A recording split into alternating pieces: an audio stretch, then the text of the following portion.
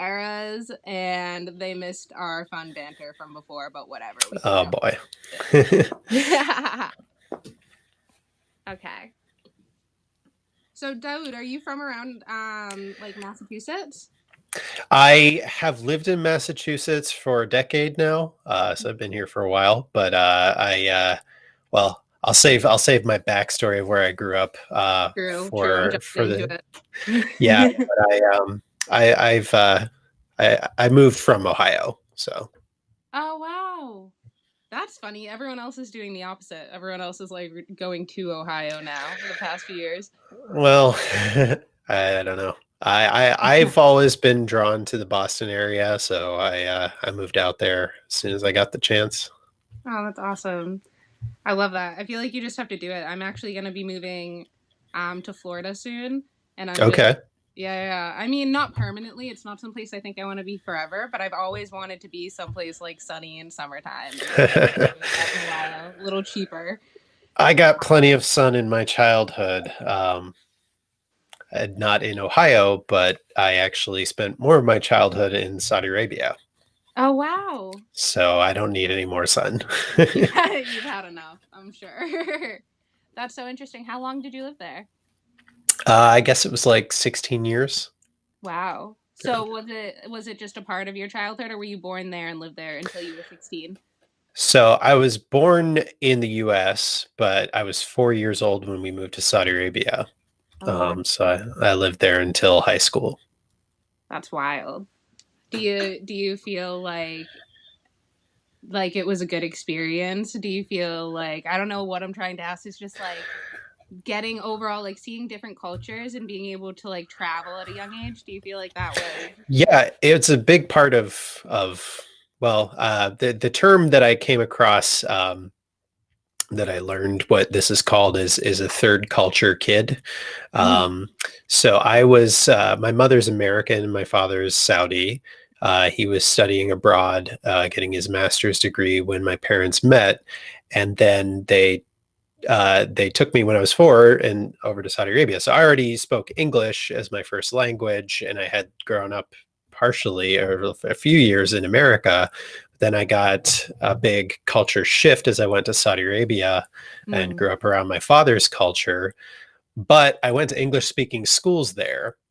So I uh, felt most of the time there like I was an American in Saudi Arabia. But then every summer we came back to the US and I felt the differences that I wasn't growing up with the same TV as everybody else and things like that. So I felt like a Saudi when I was in America and an American when I was in Saudi Arabia. So that's crazy. that's, yeah. Yeah, just not really like fully aligning with either one. Just like, but that's kind of the best people are kind of an eclectic group of like all of their experiences. I feel like that adds so much. And everybody I grew up around was in a similar situation. Those English speaking schools that I went to in Saudi Arabia, they all were multinational, international people. So I got to meet a lot of interesting people growing up, a lot of diversity in the people I was exposed to. That's so cool. That's fascinating to me. I want to go just as many places as possible, but I like to have a living experience and not a vacation experience, you know? Mm, So it's a totally different life when you're going as a tourist as opposed to when you're actually like trying to survive somewhere. yeah. My brother and I both grew up like this, but I since have not done much traveling actually since college. Mostly money, to be frank, Yeah, has prevented me from doing much travel. But he, on the other hand, is jet setting all over the globe. oh Travels all wow. the time. That's incredible. That's the life, huh? Yeah, I know. I Yeah. find I have to do like workaway programs or like just different programs that kind of put you places, but usually I'm still doing work. So that Mhm. gets there's you gotta find tricks to get out there sometimes. But Yeah. no, that's cool. I think it's so cool that you have that perspective. Yeah, it does. I mean, that's what I like to explore. And tabletop games, a lot of the time is, the cultural experiences of visiting different fantasy environments and places like that. that immersion experience. We use the same word in Yeah. tabletop. We use the word immersion. You talk about that when you're talking about cultural experiences as well. Yeah, it's cool. You just have almost more of a wide variety because you can kind of cross things and create all these different like fanatical worlds that take inspiration from all the places, Hmm. all the things, all the feelings. All right, I'm spoiling your backstory way too much. So we'll That's go all ahead right. and get into it. I'll do our little intro here. So everybody, we will be talking to Daud in just one moment. But before, I just want y'all to know my name is Alexis with Mastermind Adventures. Mastermind Adventures is a team of creative professionals who are conquering isolation and loneliness by building community through play. One of our initiatives is the Game Master for Hire program, GM for short. Daud here is one of our amazing game masters. These are awesome people who are storytellers, actors, and other performers who can bring the world of role playing games to life for you and your friends, no matter what your level of experience.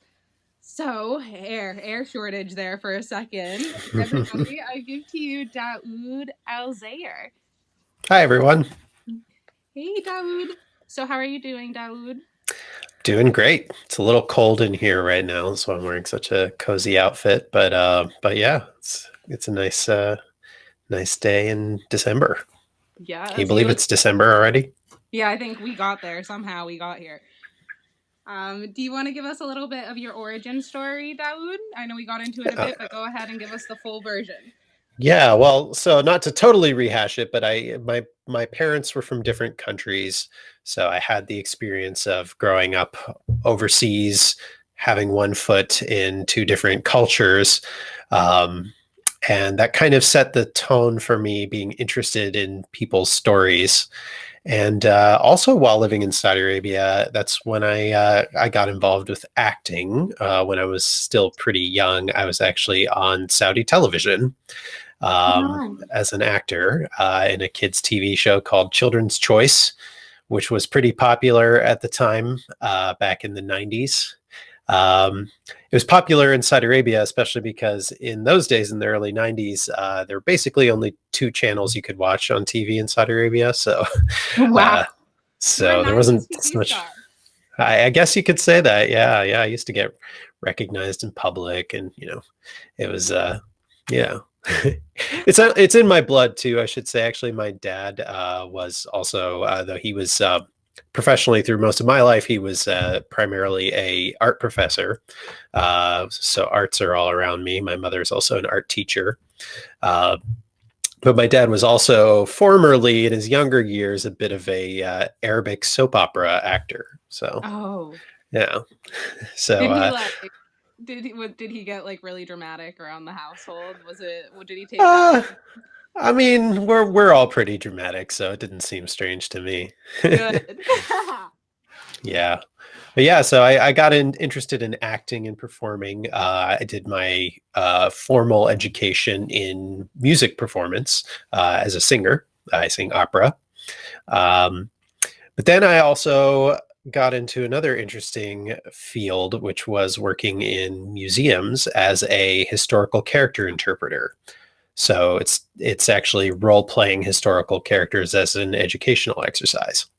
Um, yeah, and it was unscripted, uh, improvisatory kind of things, but I had to know all the information so that I could improvise with accurate information.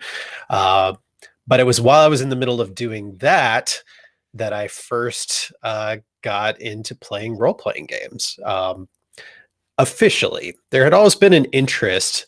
I have already outed myself as growing up in the 90s, so some people will know that those were satanic panic times when some people were a little bit nervous about what they were hearing on the news about D&D. So my parents were a little skeptical, but I was always very interested in it, and I got into Warhammer a little bit as when I was younger, and I played some dungeon delving board games like Hero Quest and Warhammer Quest and a bunch of others. I played these with my younger brother, so he was always my test subject for all my storytelling impulses. So we played these dungeon crawling games, but I had never seen Dungeons and Dragons. I didn't really know how it was played, but I knew I wanted to tell these fantasy stories. So I'd just get paper, draw maps of villages and things like that, and just talk through, where do you want to go? What do you want to do? Oh, that might be hard. Roll some dice. I kind of made up, ad hoc, just if the dice roll seemed good. I didn't really make up real rules. I just told stories with dice involved, which is really what being a dungeon master is. So as soon as I started playing real Dungeons and Dragons, I was very interested in DMing as well, and started running for people who worked in the museum where I worked, which was fun because that meant it was people of all different ages and backgrounds. Many of whom had never played D&D before.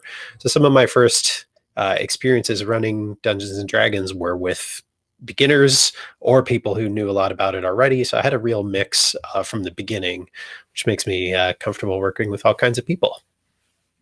That's awesome. That's what I was just thinking. I'm like, oh, that's such a good skill to have along with improv. And I like how everything kind of organically developed for you. Like you have this artistic background, but then it seems like you kind of fell into all the right avenues to prepare you to be the most epic GM ever. I put a lot of effort into it because I really like I like performing, on TV and on stage and everything like that. But I think my favorite way to perform is face to face with people where you really directly interact with them. Mm-hmm. So that certainly is what you're doing when you're running a game for people, is you're creating this story for them, and it's just the wonderful feeling of being able to give people that gift of, you put a lot of work into this and you present it to them, you let them play with it and break everything. Of Yes. Break course. all the rules. That's the number one rule, is break all the rules. Mm-hmm. That's so cool. I love that. I like it just seems like it was so meant to you for to be on this path of like storytelling and the arts and just kind of expressing that. I get that vibe from you a lot. Yeah, it's my passion. Um, in addition to tabletop, I've also gotten involved in LARP, and in immersive theater. So, in fact, it's been a while since I've even been in a show that had a script, as I've gotten involved as an actor in immersive theater, where you have to sort of know everything that's going to happen and be able to improvise your character. Mm. Obviously, relates to all the work I did as a historical interpreter. But I also create immersive theater shows where it's just like DMing, but I have actors playing the roles instead of doing everything myself.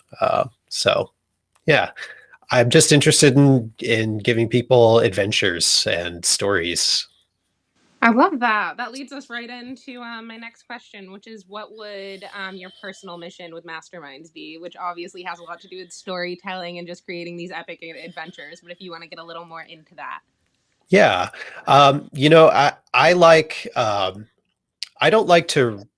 I have experimented with writing stories, like writing a novel, but my favorite way to tell a story is actually not to really tell a story, but to create the potential for stories and put it in front of other people and see what stories they make out of it. So I try not to write something that has a beginning, middle, and end. Instead, I just try to give people the experience of overcoming challenges, putting different challenges in front of them and seeing how they're going to solve it. So I like to keep things a little bit open-ended. One of the things I really like to do is to give people the exploratory fish out of water experience. As we were saying early on, growing up as a third culture kid, even with my own family, I had culture shock moments all the time with both my American and my Arabic family.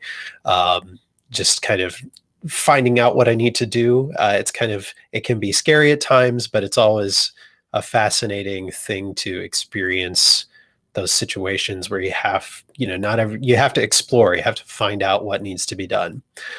So that's a big thing that I like to do. I like to create fictional settings where people have the chance to encounter something out of the ordinary and see how they deal with it, whether it's in a fantasy setting where you're traveling to, an elven kingdom. There's unlimited potential for alienness when you're dealing with actual aliens. But I also carry that over into other genres. I'm actually very interested in steampunk and cyberpunk. We were talking about cyberpunk beforehand. So cool. We Um, love it. yeah, yeah. So just putting people in worlds and situations is what I'm all about, and letting the story emerge from what they choose to do. That's awesome. I love that. And I think that's such a unique perspective to have. Whereas that's so, I mean, it's not something I've experienced, but I can imagine that just different culture differences just from traveling. I feel like I've run into Hmm. some really big ones you just don't even know because they're not what's generally talked about. Right. And yeah, so I feel like you could provide the opportunity to kind of find some challenges that people wouldn't even know they might encounter. Yeah. Well, that's the great thing about playing D&D in general is because everybody brings their own experiences, whether they're the dungeon master or a player at the table. Everybody has these unique experiences that they can bring to the table to inform what they do. So that's the great thing about the collaborative experience of playing tabletop games together. Yeah, you never really know where it's gonna go or when there's gonna be like a huge curve thrown at you. Hmm. That's awesome. What have you ever had that experience where, per say, you had a game kind of planned out a direction where you thought you were going to go, and then someone did Oh something that yeah. was kind of unexpected? Yeah, Yeah, one that comes to mind anytime this question of curveballs that you faced comes up. The one I'll always remember is I was still a pretty new dungeon master at the time. I had some players in a dungeon where there were things that were supposed to happen, but one of the things they were supposed to walk by just sort of as a point of interest that wasn't supposed to have any goal to it was a bottomless hole in this dungeon that seemed to just go on forever. Um, and I thought, naive as I was as a new dungeon master, that they would say, "Oh, that's really strange. This is a strange place we're in," and that they'd move on instead of exerting every tool yeah. they had to get down in that hole. And in that moment, I said, I could just say, "There's nothing here. You keep going. The hole just goes on forever." But they were using all this effort and this creativity to see what was in there. I thought it's time to say yes and. Mm. So an entire session's worth of material for where they were supposed to be going got put back on the shelf, and I, on the spot, had to now send them into the Underdark and start creating this alien world for them. And they ended up spending many sessions down there discovering what was down under the ground, which I had not planned for at all. But in the moment, I went to the things that think are most interesting. So they were down there, they were finding mushrooms and mushroom people, and it was all very exciting for them. And they had no idea, of course, that this wasn't the plan. See? That's an epic game master. They'll never know. They'll never know it wasn't like exactly where they needed to go. That's so fun too. I like that. That shows goes to show that all the improv paid off. Yeah, I guess so. Yeah, yeah. Awesome. What type of campaigns or what type of games would you like to run and what would you like people to get out of them? Yeah, so I'm itching to do some cyberpunk lately. I feel like we spend all our days in front of computers, a lot of us in 2020. So that's it feels very um, apropos. And of course, everybody's thinking about cyberpunk with the big cyberpunk video game that's coming out eventually Mhm. from CD Projekt Red. So I've been looking at the original cyberpunk tabletop game by Mike Pondsmith. I've been looking at that rule set and thinking about running something in that setting. Hmm. Um, I also like to bring some of my experience growing up in the Middle East into games. So I would love to run something with a bit of an Arabian Nights flavor, kind of draw on that culture that I grew up around a little bit, and give people that experience of being travelers there. So I was thinking about that setting. And another idea I've had kicking around, I mentioned I worked in museums, and this was in Boston in the historical tourism area. Oh, wow. Um, so, a couple different ideas that I've got percolating around that are to do something in 18th century Boston around the time of the American Revolution, a period which I know an obscene amount about because I worked in it professionally for a long time. But the other thing I thought about is bringing it more to modern Boston. I've got a setting I've been working on called Boston Arcanum that is about a secret magic world in modern day Boston. It's hidden under the surface. It would center around the Boston City Department of Esoterics, which is kind of an underfunded, scrappy department that goes out and tries to deal with keeping magic under wraps and keeping the city safe from extraplanar threats. So that's a setting that I've got in mind as well. Oh, that's so cool. Do you find you bring a lot of elements from your history background into your gaming? I feel like that's such a benefit. Yeah, definitely when playing in a fantasy setting, all these things I know about what life was like before electricity certainly come into play. And I've most experience with the 18th century, but I'm interested in all different periods of history. So I definitely look to history a lot when dealing with pseudo historical fantasy settings. That's so cool. I want to talk about some of just your projects you've done in the past because now I'm very intrigued. Can you tell me a little bit more about immersive theater and your role in that, or even you Yeah. have a radio show that sounds really, really cool?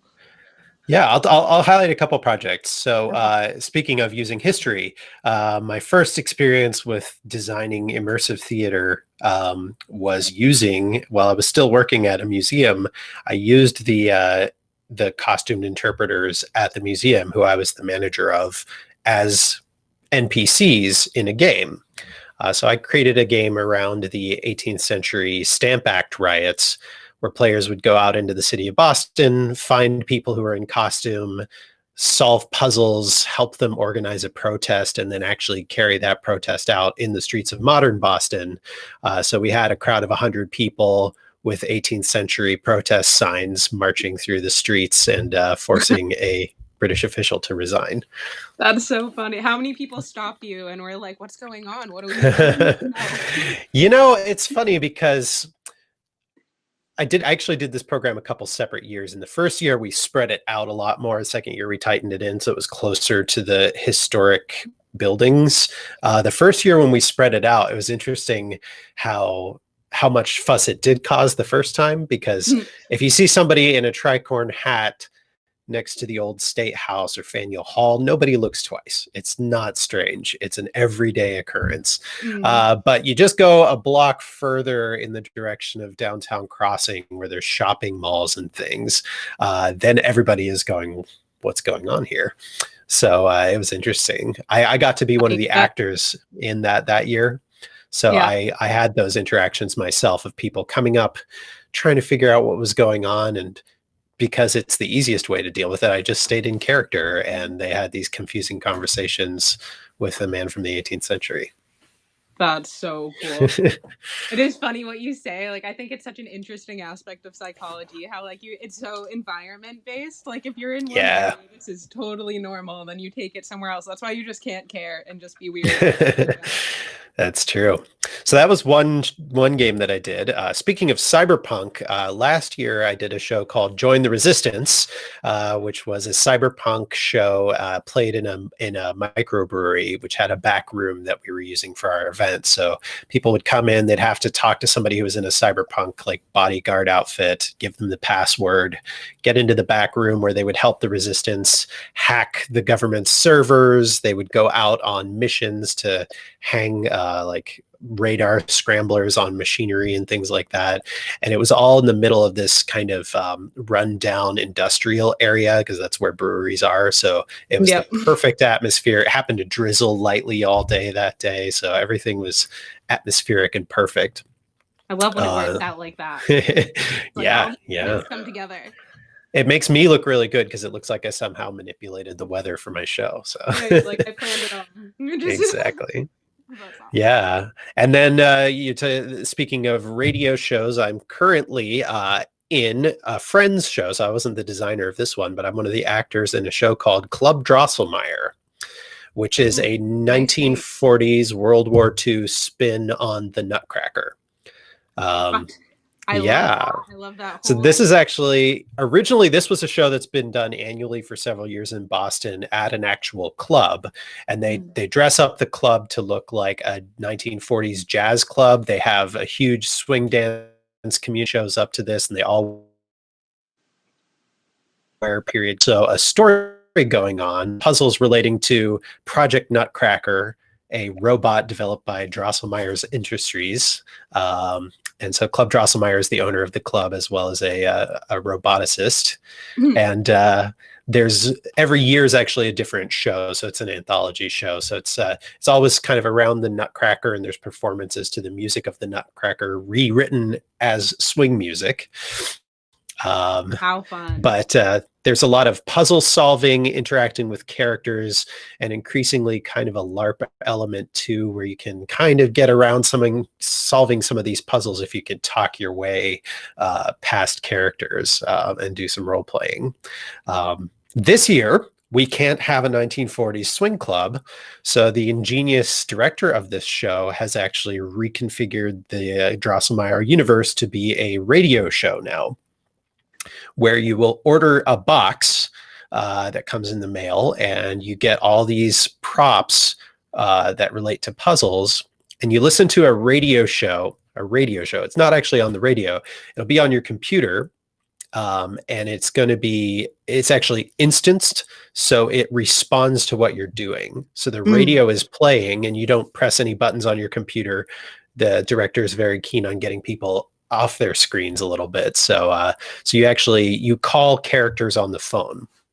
Wow. And that's how you get the puzzles. Idea. And then when you solve puzzles or don't solve puzzles or make choices about who to help, what's actually happening on the radio broadcast changes for your group listening to it. That's so cool. What a unique idea. We were just talking about in the last little episode we did about how nice it would have been, like remembering the old days when you could just sit in front of a radio and you had your imagination going, because that's how storytelling was conducted. Mm-hmm. Yeah, so we're definitely bringing some of that back with this radio show. That's so cool. I love it. But using the technology on top of it. Yeah, well, and it's such a good way to continue that project, and to kind of, this pandemic has tested our creativity and different ways we're going to continue our projects. And I think that is just brilliant. And I mean, this fusion of like the old and primal storytelling with using technology, I mean, that's very central to what we do running role-playing games online. We have this technology at our disposal that gives us new tools to use, but we're also at the same time, as much as we can, we're recreating the spirit, the sitting around a campfire telling stories. That's one of the most ancient human pastimes there is. Yeah, probably the most. I really feel like human culture is storytelling. There's not much that kind of binds everybody together, but that's one of those things that it's just through time, through cultures, through everything, we've had stories. It's such a part of us, and it's so influential. It's so a part of who we're being. I think there's not the amount of awareness there should be for how much stories influence us in our daily lives. Yeah, and like acting them out and playing, it's just like exploring those parts of yourself and getting to maybe have experiences you wouldn't have in your daily life, Yeah, absolutely. And you can learn so much without taking the risk of going out and fighting real orcs. Yeah, you don't want to do that. If you can find them, you definitely don't want to fight them. Let's say. That's so cool. Do you have anything else you want to share? Anything else you want to add, just in general, about yourself or about yourself as a game master, your experiences? I don't know. I feel like we've covered quite a bit. Yeah. You have such a cool backstory, and I think it's so fun. It's like such a gift to have all those different elements of storytelling in your life. I feel like you've seen it from so many different angles. Yeah. But of course, the best part is getting to share it with other people. Yeah. Yeah, it's almost like a duty, right? Like when you have like that natural creative inclination, it's like, how can you not want to share it with everybody around? Yeah, I know no other way to be. Yeah, so I agree. That's awesome. That's so cool. Awesome. Well, Daud, how can people connect with you or find you or watch you? So a lot of my online presence is actually through the company that I made to do online sorry, to do my immersive theater projects. So that company is Curious Experience Design. You can find us on Facebook. That is my Instagram handle is also Curious Experience Design. The website is curiousxp.com. So you can find me there, and it links to everything else. That's awesome. And do you do anything like Twitter, Facebook, Twitch streams, or is that just like going to be your main platform for now? Yes, this mastermind is going to be my main platform for running D&D for people. Yeah. Awesome.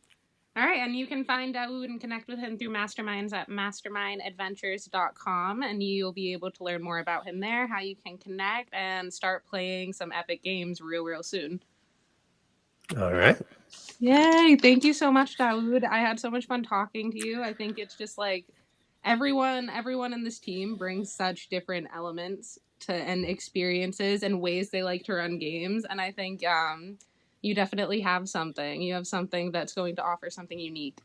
I can't wait to share it with others. Yeah, me either. That's going to be awesome.